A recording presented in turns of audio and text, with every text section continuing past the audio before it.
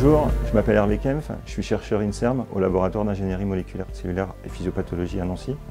J'y dirige une équipe qui s'intéresse aux calcifications ectopiques et nous nous focalisons essentiellement sur deux types de pathologies.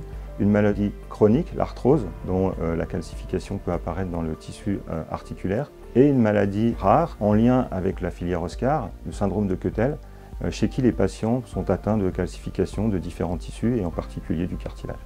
Nous faisons partie d'un consortium européen bénéficiaire d'une subvention du programme H2020 pour étudier le syndrome de Quetel. Pour nos recherches sur cette maladie rare, nous utilisons un modèle de souris muté pour le gène qui code pour la protéine matricielle GLA. Ce modèle nous permet d'étudier les processus de calcification ectopique et ces derniers temps, nous avons particulièrement focalisé nos recherches sur la calcification de la trachée qui n'avait jamais été étudiée jusqu'alors. La calcification des voies respiratoires est un phénomène assez commun lors du vieillissement. Par contre, chez les patients atteints du syndrome de Quetel, la trachée calcifie dès leur plus jeune âge. Cette calcification anormalement précoce et massive est considérée comme responsable des complications respiratoires chez ces patients. Nos résultats actuels se focalisent sur la compréhension de ces mécanismes de calcification trachéale, pour lesquels nous avons obtenu des résultats assez surprenants. Première surprise, on a trouvé que cette calcification trachéale apparaissait de façon physiologique très précocement chez les souris sauvages. En effet, elles apparaissent à 1 mois de vie, contrairement à chez l'homme, où ces calcifications n'apparaissent qu'à partir de 50 ans. Lorsqu'il y a un déficit en MGP, chez la souris comme chez l'homme, la calcification est beaucoup plus précoce. Mais deuxième surprise, nous avons surtout observé une calcification de la muqueuse trachéale insoupçonnée chez les souris mutées.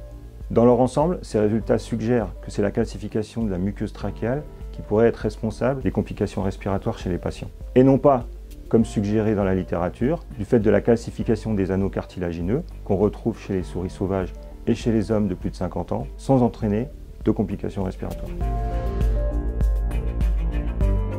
Ces travaux ont déjà été initiés par une chercheure postdoctorante, Elodie Battista, et sont actuellement continués par notre doctorant Romain Hugon. Les travaux de Romain consistent à étudier les mécanismes responsables de cette calcification et leurs conséquences sur la fonction respiratoire. En fait, on aimerait comprendre comment cette calcification affecte les fonctions respiratoires, telles que l'expulsion des microbes vers l'extérieur ou encore la production de mucus.